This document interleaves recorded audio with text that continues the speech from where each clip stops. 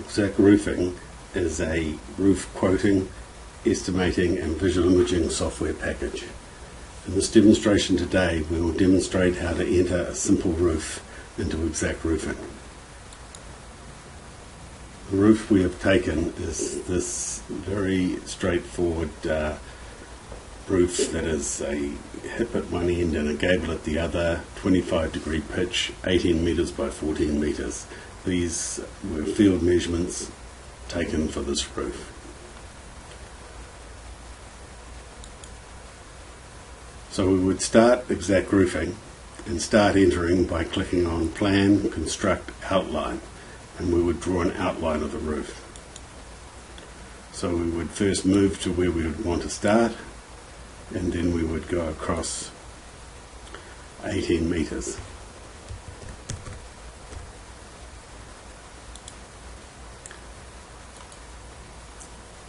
Up 14 metres. Now I could use the arrow keys if I wanted to for speed, but in this case I'm using the mouse and just pulling it across, so I can get it exactly on 7 metres if I wanted to. Or I could just click what's near and just type in the correct distance.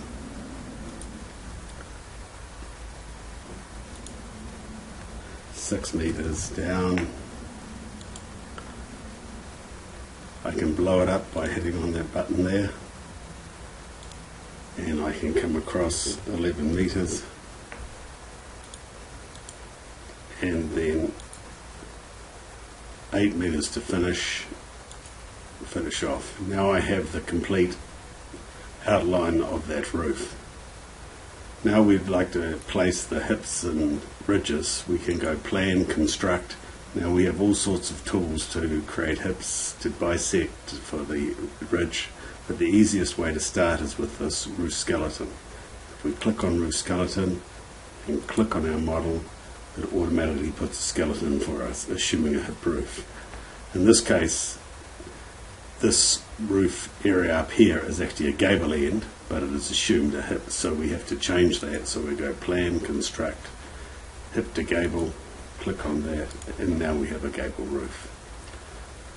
So now we have the roof drawn correctly in plan view. Now we need to apply products to this roof. To do that we go Plan, New Roof Area, and we click on the area. The program highlights the area that it believes that we want a roof, which is correct. And now we'll select the style of roof. We can have a shed roof, or a curved or a round ridge, or a concave roof. We'll have a pitch of 25. The height above grade just shows the 3D model correctly. We have a soffit of 400 millimeters, an in-gutter allowance of 60 millimeters, and the rest we'll just take the defaults.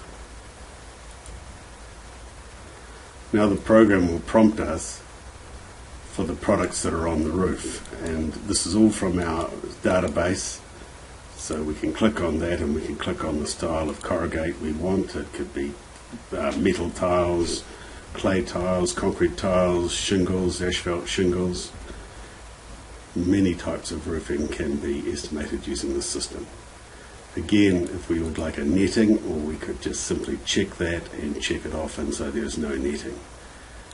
We can then select an underlay, and again insulation. If we don't want the insulation, we just simply check it off. And lastly, a fastener. Now it is prompting us for the timber that goes with this, and so we can add pine battens if we wanted to, or we could add steel purlins. In this case we don't want any purlins. Now it is prompting us for what's on the eave, and we can add a bird stop to the eave or check it off. We can have fascia brackets and fascia fastener. We can have a gutter type, gutter bracket and gutter fastener, and additional flashings if required. In this case we'll accept it has fascia and gutter. Now here is a product on the barge. That is actually going to be a hip, but at the moment we haven't drawn the other roofs, so the program thinks it's a barge, so we will enter something for the barge. this it will automatically come right later in the program. So we would enter a product for this barge, or Americans would call it a rake edge, or in the UK it's called a verge. All that can be changed in the program and tailored for the particular region that the program is used in. Now it will ask for a product on that ridge, and again we would select from our database several ridge products. Now the program roofs that particular area, and on the left hand side you can see that the roof of 62.85 square meters, 875 square meters, has now been drawn. Now similarly we want to do this for the other roofs, so we would go Plan, New Roof Area. This time it takes this particular area, and the same window appears, which there's no change of pitch, there's no change of roofing, so we would just simply go next. Now the program is constructing a three-dimensional model, so it appreciates there's a hip in this area, and so it stops you and asks you what's on the hip. Now we go Plan, New Roof Area again. We can click on the N key, or we can simply click on the space bar to repeat the last command. In this case, no questions. Plan, New Roof Area again. And again we just say next. And again, this time there is a valley there. The program stops and said, what is on the valley? So it is impossible to leave out products. The program will stop you and prompt you at each time. And then the last area is that area, and no questions will be asked. So now we have constructed our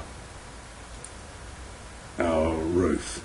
The first thing one would do is go to the 3D model here to check to see that the roof is entered correctly.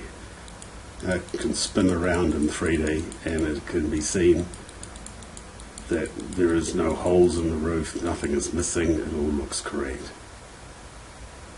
Then we would go to the stock page and see how the stock is optimized. There's a little bit of waste in the program, but we will address that shortly. Then we go to the quote screen, and there's just some more information that needs to be entered. The project information button, you can put the client's name and address. In this case we'll just load someone from the database. All these other windows here in these boxes are all customizable. It can add foliage protection automatically if required.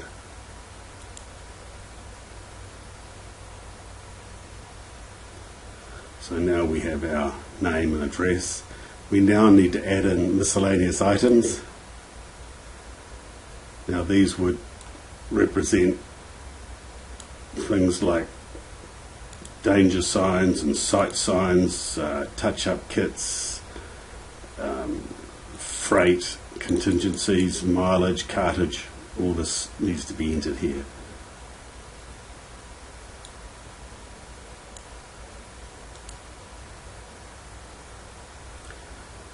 Then we have our discount markups. Various products, say the roofing only, can be marked up, but most people would go for the overall discount markup, and we'll mark this up by 20%. A negative amount is a discount, a positive 20 is a markup. And lastly, we've got notes. And what these do is allow the user to add notes. And so we can click on scaffolding here, and it says scaffolding supplied by the contractors. We can click on access, and it says quote is subject to clear access to site. So if we go OK, then these two notes or tags are added to the tender, to the quoted price. So now we have our finished quote for our customers. We can, there are several other reports. We have a bill of materials.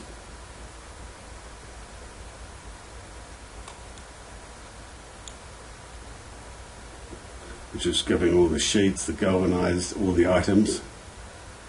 We have a detailed quote, which is the all the items plus the pricing, which is the master copy.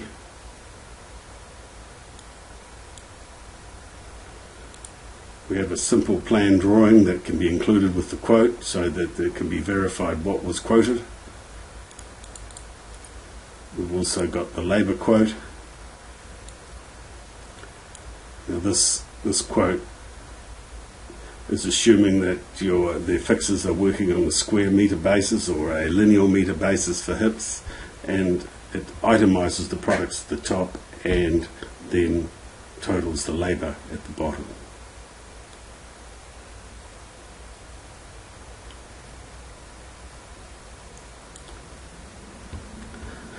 Now, returning to the plan view,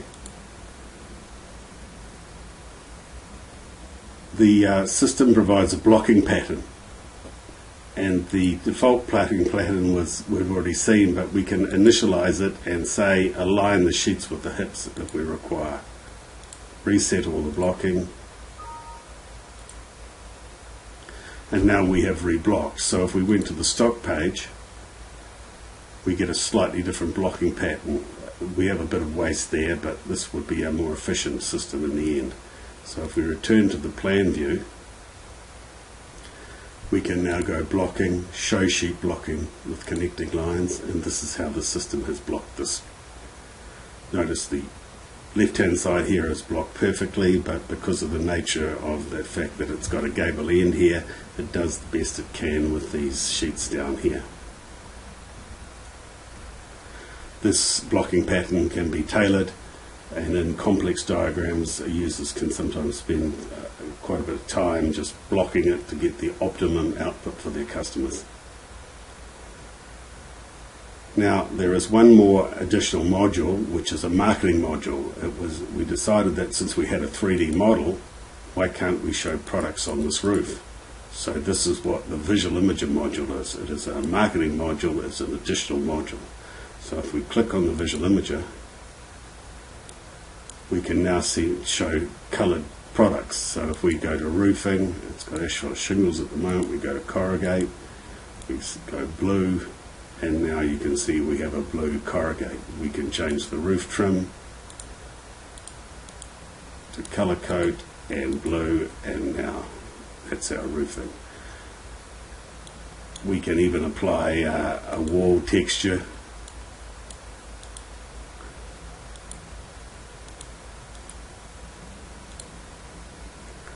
And so very, very quickly a coloured model can be built up, and the customer can be shown, say if the roofing changes to evergreen, then you have an evergreen roof, and of course we would need to change the trim then to a lighter colour. So this is the visual imager module. It just allows the customer to take ownership of the roof by looking at a coloured diagram of the roof. Well, that is exact roofing in a nutshell. Thank you for listening.